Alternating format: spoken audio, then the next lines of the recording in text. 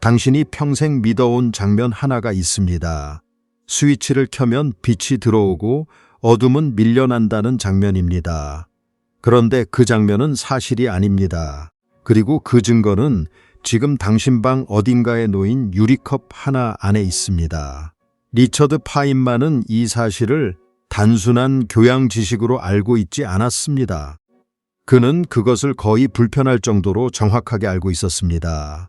우리가 빛이 온다고 말하는 그 순간에도 실제로 일어나는 일은 당신이 상상한 것과 정반대라는 걸.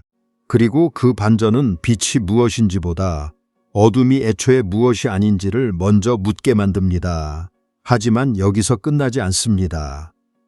만약 어둠이 정말로 어떤 것이 아니라면 당신은 왜 어둠의 압박을 느끼고 왜 그림자의 의미를 부여하고 왜 불 꺼진 방에 들어갈 때 본능적으로 조용해지는 걸까요? 더 이상한 건 이 문제는 바깥 풍경의 이야기가 아니라는 점입니다. 이것은 당신의 눈, 당신의 몸, 당신의 시간 감각에 관한 이야기입니다. 그리고 아직 더 남아 있습니다. 파인만이 끝내 도달했던 지점은 빛과 어둠의 대립을 설명하는 수준에서 멈추지 않습니다. 오히려 그 대립 자체가 잘못된 질문일 수 있다고 말합니다. 그리고 그것이 의미하는 바는 이 영상의 마지막에 가서야 이해할 수 있습니다. 당신 앞에 아주 평범한 장면을 놓아봅시다. 밤입니다. 방 안에는 책상 하나, 물 한 컵, 그리고 거울 하나가 있습니다. 불이 꺼져 있습니다. 당신은 말합니다. 어둡다. 그러고 나서 스위치를 컵니다. 방은 밝아집니다. 우리는 너무 자연스럽게 이렇게 해석합니다. 빛이 들어와서 어둠을 쫓아냈다고.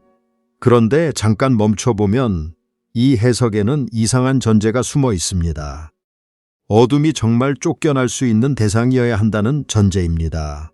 다시 말해 어둠이 일종의 실체처럼 존재해야 한다는 뜻이죠. 마치 안개처럼 연기처럼 물처럼 있어야 밀려날 수 있으니까요. 문제는 바로 여기서 시작됩니다. 우리는 실제 세계를 경험하는 방식 때문에 부재를 자꾸 존재처럼 착각합니다. 침묵을 하나의 소리처럼 느끼고 정지를 하나의 운동처럼 말하고 공허를 하나의 공간 상태처럼 상상합니다. 어둠도 마찬가지입니다. 어둠은 우리 언어 속에서는 늘 주어였습니다. 어둠이 내린다. 어둠이 깔린다. 어둠이 덮친다. 하지만 자연은 우리 언어 습관을 존중하지 않습니다. 파인만이 위대한 이유는 우리가 당연하다고 부르던 문장을 끝까지 의심했다는 데 있습니다. 그는 빛을 낭만적으로 보지 않았습니다. 그는 빛을 찬란함으로도 상징으로도 먼저 다루지 않았습니다. 그는 더 잔인한 질문을 했습니다. 정확히 무슨 일이 벌어지고 있는가? 우리가 빛이 보인다고 말할 때 실제로 무엇이 어디서 출발해 어디에 도착하는가?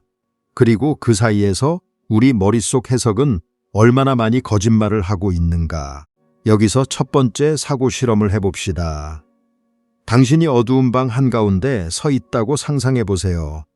손에는 손전등이 있습니다. 당신이 버튼을 누르는 순간 정말로 무슨 일이 일어날까요? 어둠이 뒤로 물러날까요? 벽 쪽으로 달아날까요? 책상 밑으로 숨을까요? 아니면 천장 구석으로 쫓겨날까요?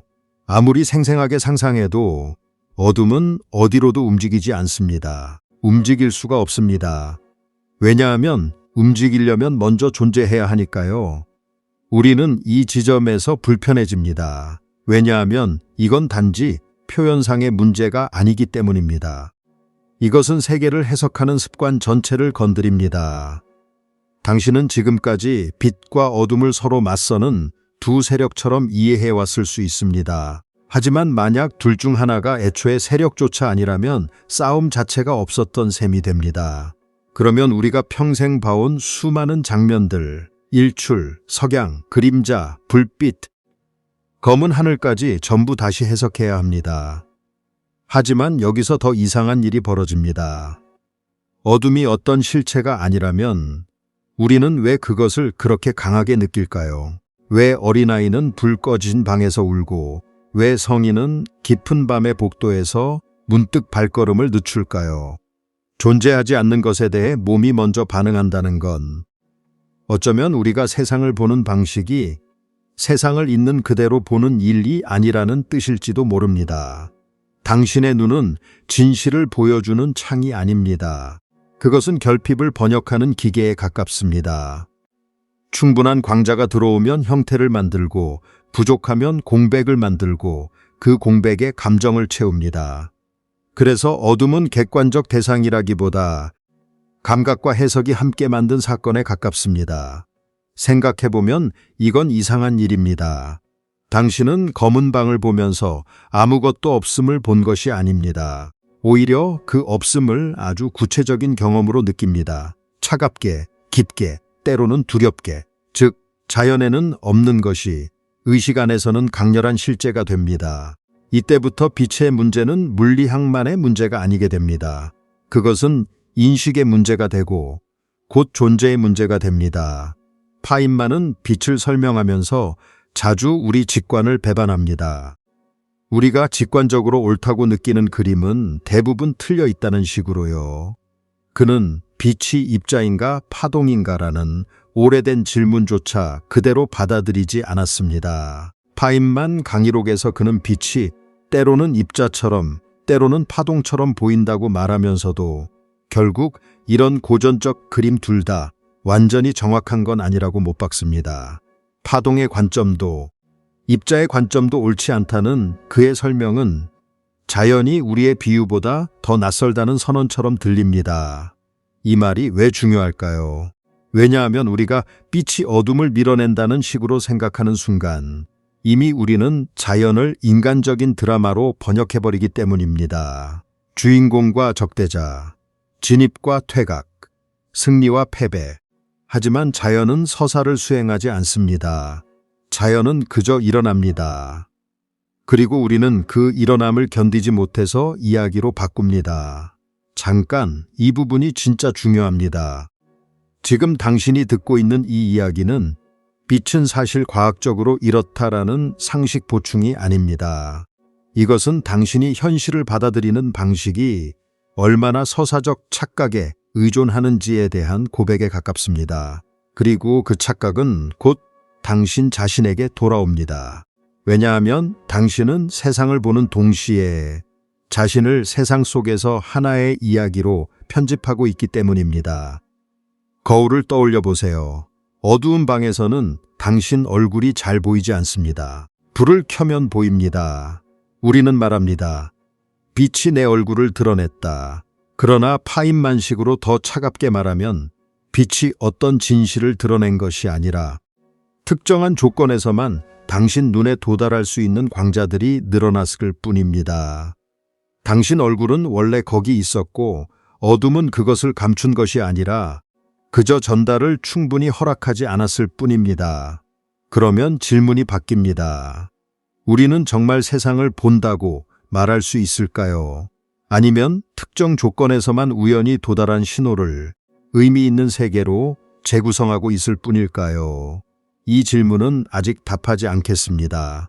왜냐하면 바로 이 지점이 두 번째 문으로 이어지기 때문입니다. 어둠이 실체 아니라면 당신이 사는 현실은 존재들의 집합이 아니라 도달한 신호들의 무늬일 가능성이 생깁니다. 그리고 그 무늬 속에서 당신의 몸과 시간도 다시 정의되기 시작합니다. 이제 첫 번째 고리를 조금만 풀어보겠습니다. 빛은 정말 어둠을 밀어내지 않습니다. 더 정확히 말하면 밀어낼 대상이 없습니다. 브리테니커는 검은색을 물리학적으로 설명하면서 검은 것은 아주 적은 빛만 반사하는 공간을 눈이 볼 때 생기는 것이라고 말합니다. 다시 말해 검음은 별도의 물질이나 힘이라기보다 눈에 도달하는 가시광선이 거의 없을 때 성립하는 지각입니다. 검은 방은 검은 액체로 채워진 방이 아니라 당신 눈으로 되돌아오는 빛이 거의 없는 방입니다. 이 사실은 너무 단순해서 오히려 잘 안 믿깁니다. 우리는 언제나 존재하는 것에만 반응한다고 생각하니까요. 하지만 많은 경우 우리는 부재의 페이 패턴에 반응합니다. 차가움은 열의 부족으로 정의되고 정적은 소리의 부재로 느껴지며 어둠은 빛의 부족으로 경험됩니다. 중요한 것은 인간의 감각이 이 부족을 그냥 비워두지 않는다는 점입니다. 감각은 빈자리에 질감을 부여합니다. 그래서 어둠은 단순한 결핍이면서도 동시에 깊이와 공포와 경외를 가지게 됩니다. 파인만은 빛을 설명할 때 그 유명한 유리판 사고 실험으로 우리 직관을 무너뜨립니다. 당신이 보는 평범한 유리창, 그 표면에 도달한 빛 중 일부는 반사되고 일부는 지나갑니다. 우리는 쉽게 이렇게 묻습니다. 표면에서 튕겨나온 것 아닌가? 하지만 파인만은 훨씬 더 낯선 설명으로 들어갑니다. 투명한 물질에서 우리가 반사라고 부르는 것은 단지 표면 한 점의 사건이 아니라 내부 전체에서 만들어진 효과와 동등하다는 식입니다. 즉, 반사광은 겉면 하나가 빛을 튕겨낸 결과라기보다 물질 내부 전역에서 발생한 기여들이 하나의 결과처럼 보이는 현상입니다. 이 장면을 머릿속에 오래 붙잡고 있어야 합니다. 왜냐하면 여기서 파인만의 세계관이 드러나기 때문입니다.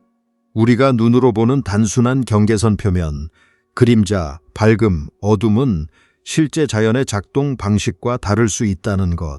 당신이 여기까지는 빛, 여기부터는 어둠이라고 긋는 선은 자연 쪽에서는 존재하지 않을 수도 있다는 것. 하지만 여기서 더 이상한 일이 벌어집니다. 만약 반사조차 우리가 생각하는 것보다 훨씬 덜 단순하다면 보인다는 행위 전체는 얼마나 더 복잡할까요? 당신이 책상 위 물컵을 보고 있다고 합시다. 그 물컵은 그저 조용히 놓여 있는 것 같지만 실제로는 수없이 많은 가능성들 사이에서 겨우 하나의 시각적 사건으로 떠오르고 있습니다. 빛은 직선으로만 오지 않습니다. 파인만은 광자의 도착 확률을 설명하면서 가능한 경로들을 모두 고려한 뒤 그 결과로 도달 가능성이 정해진다고 말합니다.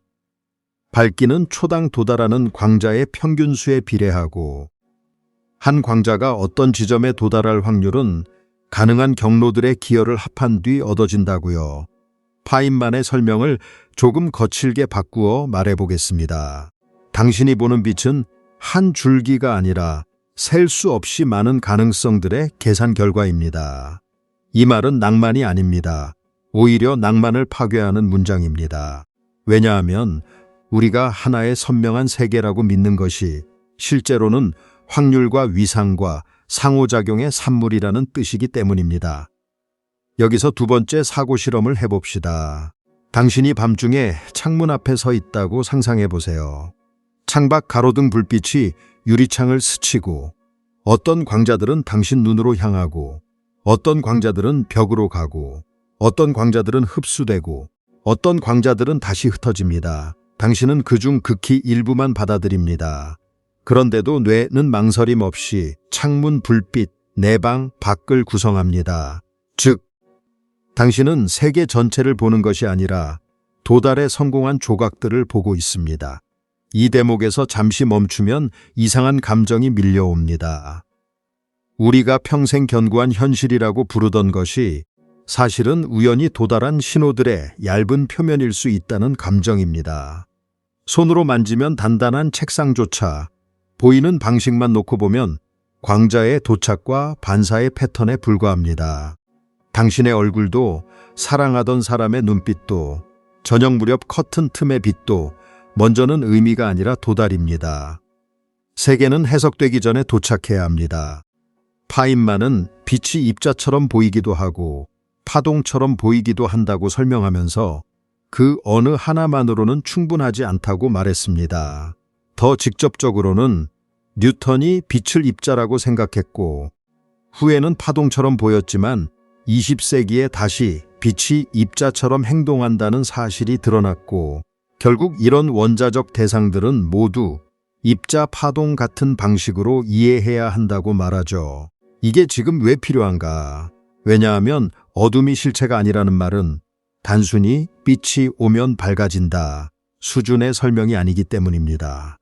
그것은 곧 우리가 세계를 두 개의 상반된 실체로 나누어 이해해온 방식, 빛과 어둠, 존재와 비존재, 안과 밖이 근본에서부터 흔들릴 수 있다는 뜻입니다. 자연은 둘로 나뉜 장기판이 아니라 조건이 맞을 때만 모습을 드러내는 하나의 연속된 과정에 더 가깝습니다. 잠깐 이 부분이 진짜 충격적입니다. 우주는 오히려 이 사실을 가장 잔혹하게 보여줍니다.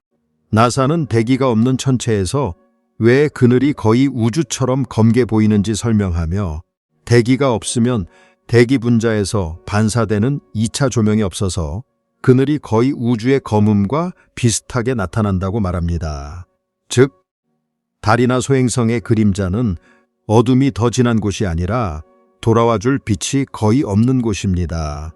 생각해보면 오싹한 문장입니다. 그늘은 검은 물질의 웅덩이가 아닙니다. 단지 빛이 돌아오지 않는 자리입니다. 그리고 이상하게도 인간은 바로 그런 자리에서 의미를 느낍니다. 우리는 빛이 오는 곳보다 오지 않는 곳을 더 오래 바라봅니다. 밤하늘의 검음, 동굴 입구의 캄캄함, 닫힌 문틈의 어둠, 마치 결핍이야말로 어떤 메시지를 갖고 있는 것처럼 이 지점에서 네 번째 고리가 열립니다. 어둠이 실체가 아니라면 왜 당신의 의식은 그 부재에 그렇게 큰 의미를 부여하는가? 왜 없는 것이 있는 것보다 더 깊게 느껴지는가? 아마 여기에는 물리학을 넘어서는 어떤 진실이 숨어 있습니다. 당신은 빛으로만 세계를 보지 않습니다. 당신은 결핍으로도 세계를 읽습니다. 들리지 않는 말의 뉘앙스를 알아채고 오지 않는 연락의 무게를 느끼고 비어있는 의자의 존재감을 압니다. 인간의식은 도착한 것만 처리하는 기계가 아닙니다. 도착하지 않은 것도 해석합니다. 그래서 어둠은 자연에서는 단순한 부족일지 몰라도 당신 안에서는 하나의 질문이 됩니다. 이제 남은 두 개의 문을 열겠습니다. 첫 번째는 당신의 몸입니다. 두 번째는 당신의 시간입니다. 우리는 흔히 빛을 바깥 세상의 문제라고 생각합니다. 태양, 별, 전구, 레이저, 은하. 그러나 빛의 가장 조용한 무대는 사실 당신의 몸 아닙니다. 지금 이 순간에도 당신의 망막에서는 광자가 화학 반응으로 번역되고 신호는 전기적 패턴으로 바뀌고 뇌는 그것을 이미지로 엮고 있습니다. 다시 말해 당신이 세계가 있다고 느끼는 경험 자체가 이미 지연과 번역의 산물입니다. 당신은 현재를 직접 보지 못합니다. 아주 짧더라도 언제나 조금 늦게 도착한 것을 봅니다. 멀리 있는 별빛은 말할 것도 없고 거울 속 당신 얼굴조차 완전한 현재는 아닙니다. 미세하지만 이미 지나간 광자의 기록입니다. 당신의 시야는 지금 이 순간의 실시간 창이 아니라 아주 촘촘한 과거들의 직물에 가깝습니다. 이제 세 번째 사고 실험을 해봅시다. 태양이 지금 사라진다고 상상해보세요. 당신은 즉시 알아차리지 못합니다. 빛이 도착하는데 시간이 걸리기 때문입니다. 당신이 지금이라고 믿는 하늘은 이미 몇 분 전의 하늘입니다. 더 멀리 가면 밤하늘의 별들은 과거의 박제입니다. 어떤 별은 이미 죽었는데도 당신 눈에는 아직 살아 있습니다. 그러므로 당신이 보는 우주는 현재형의 우주가 아닙니다. 도착 가능한 과거들의 집합입니다. 이 사실이 어둠의 문제와 무슨 상관이 있을까요? 엄청난 상관이 있습니다. 왜냐하면 어둠은 단순히 빛이 없는 상태가 아니라 어떤 신호가 아직 오지 않았거나 더 이상 오지 않거나 충분히 돌아오지 못한 상태이기 때문입니다. 그리고 당신의 의식은 그 결핍을 없음으로 두지 않고 깊이와 거리와 공포와 무한으로 번역합니다. 하지만 여기서 더 이상한 일이 벌어집니다. 우리는 종종 어둠이 진실을 숨긴다고 생각합니다. 그러나 반대로 생각해 볼 수도 있습니다. 어쩌면 어둠은 우리가 그동안 너무 쉽게 놓쳐온 사실을 드러냅니다. 세계는 원래 완전히 주어지지 않는다는 사실, 현실은 한 번에 전부 열리지 않는다는 사실, 당신이 아는 모든 것은 도달과 해석의 타협이라는 사실. 파인만의 태도는 바로 여기서 철학으로 넘어갑니다. 그는 과장된 위로를 주지 않습니다. 그는 세계가 우리의 직관에 맞게 설계되지 않았다는 점을 반복해서 보여줍니다. 파동으로도 다 담을 수 없고 입자로도 다 담을 수 없고 표면이라고 믿은 것이 내부 전체의 결과일 수 있고 단순한 경로라고 본 것이 수많은 가능성의 합일 수 있다는 식으로요. 자연은 친절하게 설명되는 대신 정확하게만 존재합니다. 그리고 바로 그 점에서 당신의 삶도 빛과 닮아 있습니다. 당신은 자기 자신을 하나의 단단한 이야기로 알고 싶어 합니다. 나는 이런 사람이다. 나는 이런 길을 걸어왔다. 나는 이것을 두려워하고 이것을 사랑한다. 하지만 실제의 당신은 그렇게 단순한 표면이 아닐지도 모릅니다. 당신 역시 수많은 가능성, 지연된 신호, 도착한 기억, 해석된 결핍의 총합일 수 있습니다. 당신이 잃어버렸다고 느끼는 것들, 아직 오지 않았다고 느끼는 것들, 설명할 수 없지만 오래 남아있는 감정들. 그것들은 없음이 아니라 아직 다른 방식으로만 존재하고 있는 것일 수 있습니다. 그래서 밤은 이상합니다. 밤은 단지 밝음의 반대가 아닙니다. 밤은 세계가 자신을 덜 설명하는 시간입니다. 덜 드러나고, 덜 반사되고, 덜 도착하는 시간. 그런데 바로 그때 당신의 내부는 오히려 더 크게 깨어납니다. 바깥이 침묵할수록 안쪽의 질문이 커지기 때문입니다. 왜 인간은 어둠 속에서 자신의 삶을 더 자주 떠올릴까요? 아마도 낮에는 도착한 신호가 너무 많아서 존재를 곧바로 외부 사물들과 동일시해버리기 때문일 겁니다. 해야 할 일, 울리는 알림, 반짝이는 화면, 쏟아지는 정보. 그러나 밤이 되면 세계는 덜 도착합니다. 그 순간 당신은 처음으로 무엇이 있는가가 아니라 무엇이 돌아오지 않는가를 느끼게 됩니다. 그리고 그때 비로소 삶의 진짜 무게가 나타납니다. 파인만의 말을 엄밀히 빌리지 않고 그 정신만 빌려 말해보면 이렇습니다. 자연은 우리의 취향에 맞춰 정리된 책장이 아니라 우리가 간신히 몇 장 넘겨볼 수 있는 압도적인 필사본에 가깝습니다. 우리는 그중 일부 페이지에만 빛을 비출 수 있습니다. 나머지는 보이지 않습니다. 하지만 보이지 않는다고 해서 존재하지 않는 것은 아닙니다. 잠깐, 이 부분이 마지막 열쇠입니다. 처음 우리는 이렇게 물었습니다. 어둠은 무엇인가? 왜 우리는 존재하지 않는 것에 반응하는가? 그리고 왜 이 문제가 당신의 몸과 시간에 관한 것인가? 이제 답이 보이기 시작합니다. 어둠은 사물이라기보다 관계의 끊김입니다. 광자가 충분히 오지 않고 반사되지 않고 전달되지 않고 해석되지 못할 때 생기는 경험입니다. 그리고 당신의 의식은 바로 그런 끊김을 견디지 못합니다. 그래서 빈자리마다 의미를 채웁니다. 어둠에는 불안, 그림자에는 예감, 침묵에는 징후, 밤하늘에는 운명을. 즉, 당신은 단지 빛을 받는 존재가 아닙니다. 당신은 결핍을 세계로 바꾸는 존재입니다. 이 문장은 가볍지 않습니다. 왜냐하면 여기에는 인간 의식의 오만과 위대함이 동시에 들어있기 때문입니다. 우리는 자연을 있는 그대로 보지 못합니다. 그러나 바로 그 불완전함 때문에 우리는 세계를 단순한 물리적 장면이 아니라 의미의 장면으로 살아냅니다. 빛이 적게 도착한 곳일수록 의식은 더 깊은 해석을 시작합니다. 그래서 우주의 검음은 단순한 결핍이 아니라 사유의 탄생지가 됩니다. 그래서 그것이 의미하는 바는 이것입니다. 빛이 어둠을 밀어내지 않는다는 사실은 당신이 평생 실체라고 믿어온 많은 것들이 사실은 도착한 신호의 밀도와 해석의 습관 위에 세워진 이름들이며 결국 당신이 현실이라고 부르는 세계조차 완전히 밝혀진 장소가 아니라 부분적으로만 도착한 우주를 당신의 의식이 임시로 번역한 결과라는 뜻입니다. 처음의 장면으로 돌아가 봅시다. 스위치를 켰을 때 방에서 사라진 것은 어둠이 아니었습니다. 단지 더 많은 광자가 도착했고 더 많은 표면이 응답했고 당신의 뇌가 더 적은 추측으로 세계를 구성할 수 있게 되었을 뿐입니다. 그리고 그 단순한 장면 속에 파인만이 끝까지 붙들었던 진실이 숨어 있었습니다. 자연은 우리의 서사보다 훨씬 차갑고 훨씬 정교하며 그래서 오히려 더 경이롭다는 진실. 그러니 어둠은 빛의 적이 아닙니다.